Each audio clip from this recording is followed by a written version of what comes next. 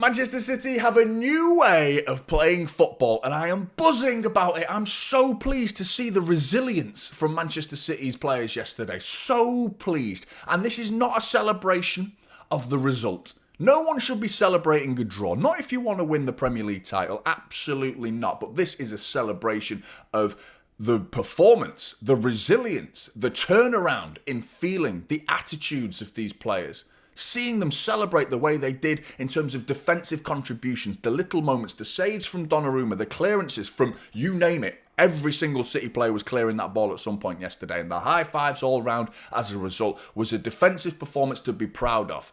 I am so pleased. It's another string to our bow. This is an as well as, not an instead of. This doesn't mean an abandoning of Pep Guardiola's ideologies, throwing the principles in the bin and just going back to parking the bus, Route 1 football. Bollocks. It's nothing to do with that. This is an accepting of the circumstances. This is an adaptation of Pep Guardiola, the man who is supposedly too stubborn to adapt. We have our own fans that have accused Pep Guardiola, a big portion of Manchester City fans accusing of that man of not being able to adapt. Well, you now need to adapt, don't you?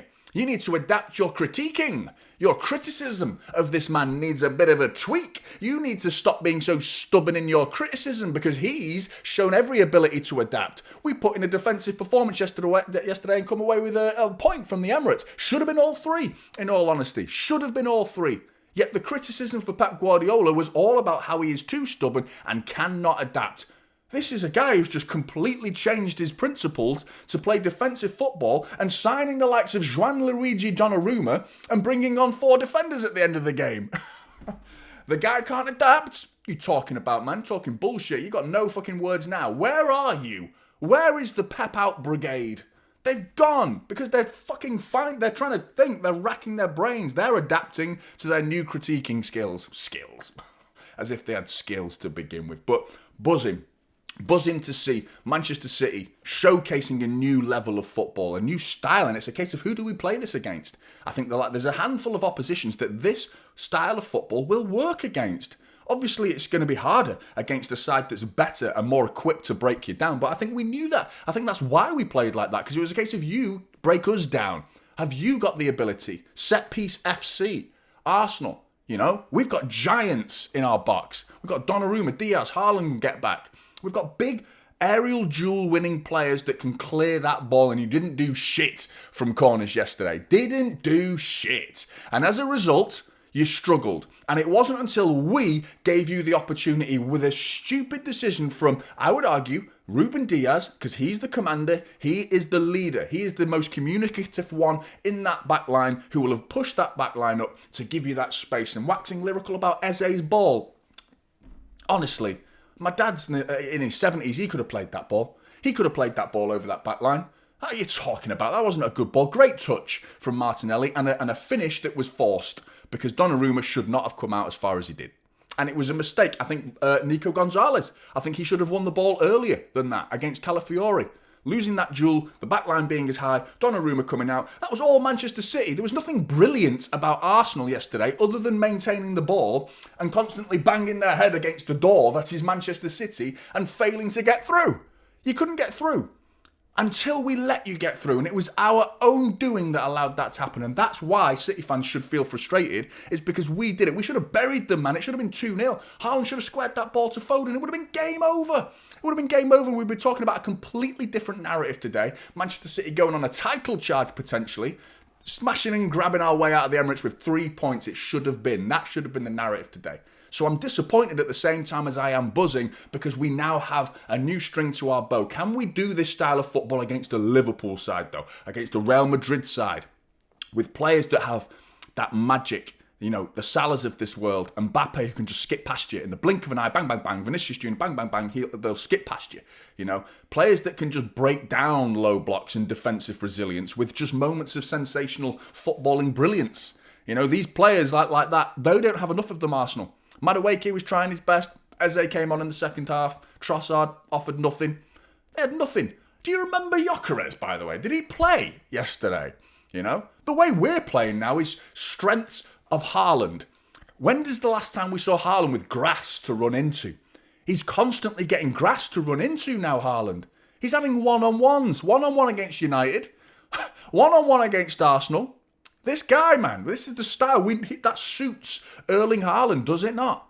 It suits him. They're finding out the hard way. We have shown you as an example, Manchester City have played with Haaland with possession-based football, still creating chances for him. In the treble-winning season, it's proof of that. 4 in a row season, proof of that. Last season, less so, still getting a ridiculous amount of goals, even when we were absolutely crap, and he was still banging in goals for fun. His worst season is better than the majority of the strikers in the Premier League's good seasons. But this is just great news for Haaland and the way we can now play as an alternative and as well as, not an instead of. This is great news. So other opposition sides that are going to still respect Manchester City enough to present a low block, muscle memory kicks back in. We know what we're doing in that one. We know what we do. When we go up against oppositions that put a low block, we've got players that can pick that lock and, we've been doing it for years. We know what we're doing. This is new. This is new to Manchester City and it's new to the Premier League, but it's an addition to what we can do. This is great. I'm happy about this. I'm just gutted about the result, in all honesty. But the performance is very much worth celebrating. Let's have a look at the stats. 67% possession.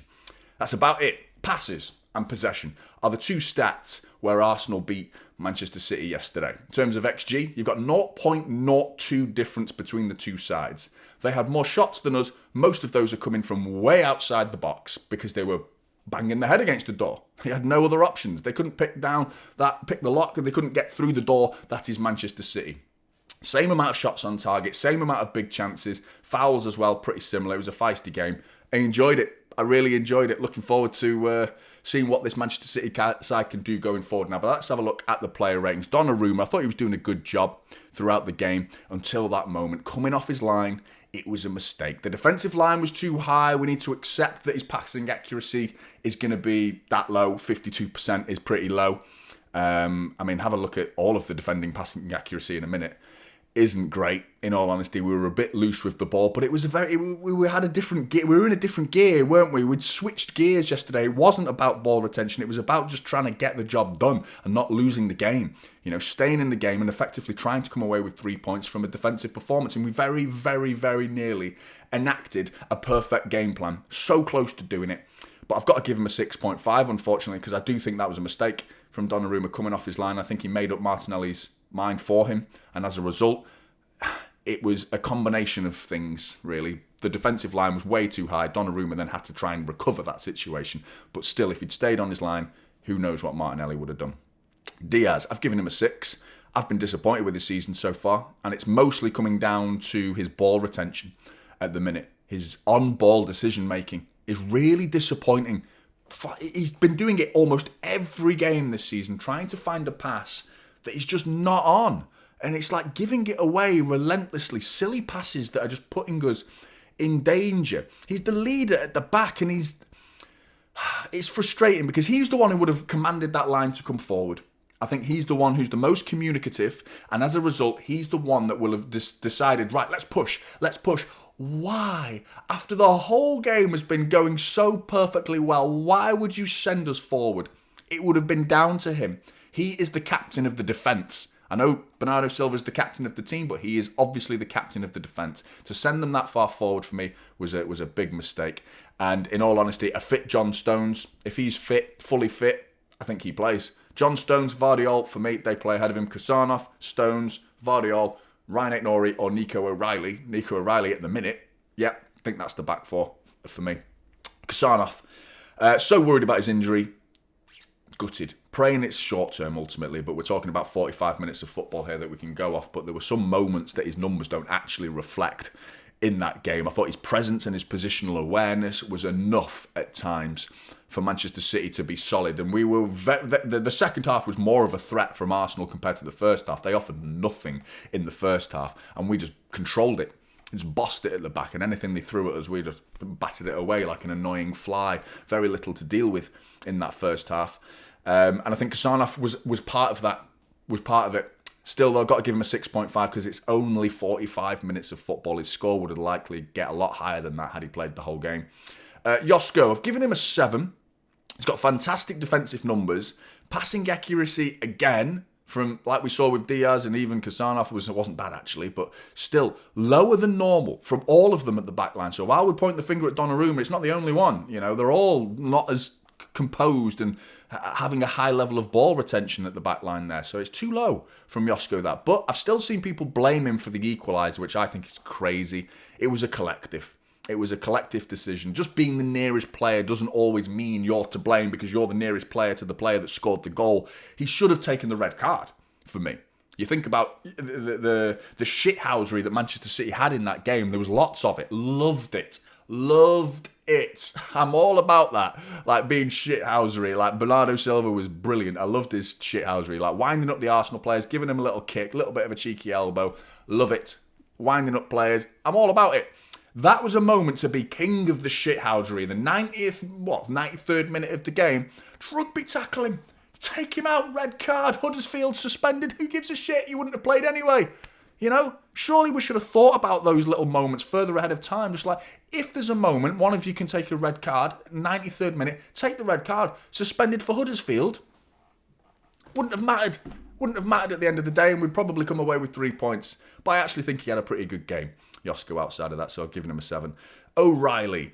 Ryan Ignori, he's got his work cut out for him, big time, to get back in this side. He's been superb since Ignori's injury, so consistent. Arteta took Madueke off, who was arguably their best player, who was getting a little bit of joy because he's a quality player. He's having a great season, Madueke. Playing in England, playing for Arsenal, he's been a surprise package, actually, because I don't think Arsenal fans were expecting him to be as good as he has been, nor was anyone else, really, but he's been very good. And Nico O'Reilly ultimately dealt with most of what Madueke could throw at him, to the point where it's like, well, I'll take you off then, I'll bring Saka on. Saka got even less joy against Nico O'Reilly, to the point where Saka was swapping wings. He was going over to the left for big portions of that game to try and get more joy against Matheus Nunes. O'Reilly, mate, absolutely buzzing. Really impressed by Nico O'Reilly, 7.5. Ake, 22 minutes. He dropped the deepest for their goal. He was the furthest to play Martinelli onside. Guardiola played him onside. Stones also played him onside. And then you had Nunes and Diaz, who were about 2 yards higher than the other line. So the line was broken, and that was just a case of confusion at the back because Ruben Diaz had decided, let's all get forward, lads. And it was a case of mixed opinions on that decision, I think, because I think Guardiola and Ake were like, no, we've got space in behind us, let's get back. So they leant back, and it was just a case of like, they weren't in sync because they'd been in sync all game, much deeper, 10 yards deeper than that, no problem. But why did we do that? But I don't blame Nathan Ake for that. I think that comes from the leader, unfortunately. Nunes, he replaced Kasanov. I thought he did pretty well, actually. I gave him a bit of shit for slipping. He needs a new boot sponsor. That's who he needs, a new boot manufacturer. Because how many times has Nunes slipped nowadays? He comes on all the time. He's always bloody slipping. There's no one else slipping. He's even got studs on. That's winding me up, mate. But I actually thought he did all right. Some back post defending in particular from Matheus Nunes was very good. Very good. And at that point, don't forget, Arsenal were throwing the kitchen sink at us in that second half. So while I thought Kasanov had a good first half, I don't think they were as aggressive in an attacking sense as they were in the second half. And I thought Nunes, I couldn't really fault him, to be honest, other than the slip. And I called him a fuckwit, which is a bit harsh, really, for slipping. It's a bit harsh, but I actually thought he did pretty well at the back. I thought he did pretty well. So I've still given him a 6.5. Same as Kasanov, because it's 45 minutes of football. Rodri. Back-to-back man of the match performances for Rodri. He did more defending than anybody in this game from midfield, protecting that back line more than anybody. 11 clearances, 4 out of 4 aerial duels won, winning tackles, and he still maintains the best passing accuracy in the whole side. Rodri's back, everybody. Rodri's back. Absolutely buzzing to see that performance from him yesterday, and I've given him 8 out of 10 man of the match performance from Rodri. Sensational. Keep him fit, and he looked fit yesterday as well. Really, really pleased. Hopefully, more of this, please. Rodri, see what we can do this season with Rodri in the midfield. Nico G, I'm not going to spend too much time critiquing 14 minutes of football. He could have won more of his duels in that time, though, to be honest. Wished he'd won that one against Calafiori as well. That was frustrating, but that was the moment before Eze sent it over the top with that unbelievable pass. Anyway, 6 out of 10 for Nico Gonzalez. Bernardo Silva, loved his attitude. Work rate, as always, is absolutely top-notch from Bernardo Silva, winding up the Arsenal players, a bit of shithousery here and there, going down with Trossard throwing the ball at him. I love all that stuff. Couldn't really make much of an impact on the ball, unfortunately, but which players could in this game? No player really was making much of an impact outside of a few, which we'll get onto shortly, but I don't think he's to be blamed for not making much of an impact on the ball, and I do feel like he's become a bit of a scapegoat this season for fans' negativity, but I actually thought he put in a pretty decent shift, Bernardo Silva. 7 out of 10 for Bernardo. Reinders, he bags an assist, a well-timed pass, created 2 big chances. His numerical output was really, really good. Really impressed, and that's why he gets a 7 out of 10 for me. I still take umbrage of the highest order to some of the things that I saw, though. The lapses of concentration and the passes that were loose, giving it away at times when it was really no need to. Very simple passes out of play for throw-ins at times. And he's not the first time he's done that this season, Reinders. That isn't the bit that frustrates me more than anything. It's the fact that he's starting to look a bit soft. He's not getting stuck in. There was moments there were 50-50 balls to be won there, and he backed out of challenges, and I don't like that. And you know me, if you've watched this channel for more than a year and you've watched any of my watch-alongs when I've seen Savinho do it in the past as well, and I lose it, man. I can't stand it when players back out of challenges. I hate it. Because you're not fighting for the cause, man. That's unacceptable for me. And I saw a few of that. But you can't deny the output. The guy got an assist and 2 big chances created in a side that, was going defensively to create 2 of our big chances is still good. I just want to see some more bravery. It's not the first time we've seen those low ground duel percentages as well. Needs to improve in that department, but still, did what he did, 7 out of 10. Foden. The pattern of the game killed his style, I felt. He still put in a defensive contribution, as did everybody. Few tackles, 4 clearances there. Couldn't really offer anything going forward. Same as Bernardo Silva in that regard, really. But he's more of a player you expect more from in the creative department. Bernardo Silva's kind of like the glue between positions at times. He's the player that can connect defence to midfield and midfield to attack at times. But Foden's an out-and-out creator. He's a game-winning player, and he couldn't enact his football yesterday because we need the ball to do that. We need the ball for Foden to shine, unfortunately. So he couldn't shine. Would like to have seen him carry it forward on a few more occasions, in all honesty, and hold the ball up a little bit better than he did to get us off the pitch. And as a result, I think hooking him off at 68th minutes on the 68th minute makes sense. Came off for Ake, giving Foden a 6. Doku, he was a machine, a tank yesterday. Now he did hold the ball up yesterday and was often our only outlet throughout the game. I felt like Doku was just sensational at bringing that ball forward. He's in great form right now. And the numbers are fantastic. I'm so impressed. It was such a difficult game for him to make any impact whatsoever. Same as Foden, same as Bernardo Silva, but he still did. He was such a purposeful outlet. He's the one who sent Haaland away for that second opportunity down the left-hand side. I mean, the numbers are so good as well. 12 out of 19 ground duels, 4 tackles, 5 out of his 7 dribbles were completed. Superb. I've given him an 8. Same as Rodri. I've just given Rodri the man of the match because I actually think we lose that game yesterday without Rodri. I think Rodri was that good and that important to that midfield yesterday that I think that's the difference maker, which is why he's getting man of the match. I don't think it's the first time or the last time. Well, it's not the first time. Back-to-back man of the matches, but it's certainly not going to be the last time I give Rodri man of the match this season. Haaland, guys on fire.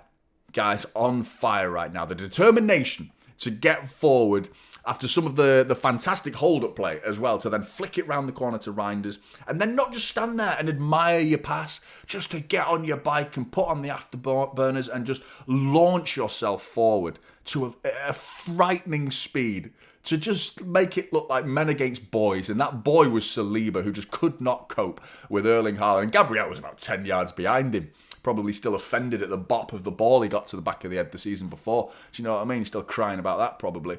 But loved it from Haaland in that regard, but I can't ignore the pass to what should have been a pass to Phil Foden, and Foden would have probably got a higher score. Foden should have had a tap in, and Haaland should have had an assist. He had to square that to Phil Foden, but you can see why Haaland took the chance on and took the shot it's Haaland. He's full of confidence, but he had to have that awareness to be, he's in a better position than I am. I mean, the chances of me scoring compared to Foden, they're incomparable. Like, Foden's definitely going to score if I just get this pass right. And it wasn't a difficult pass. It was just a 5-10 yard pass. Just square it without putting too much on it and tap in. 2-0. Game one. And that's what's harmed his score in this one. So I've given Haaland a 7.5. Savinho and Stonesday came on for 3 minutes, and I'm not going to be talking about that for too long. But ultimately, I'm very, very pleased with this Manchester City performance.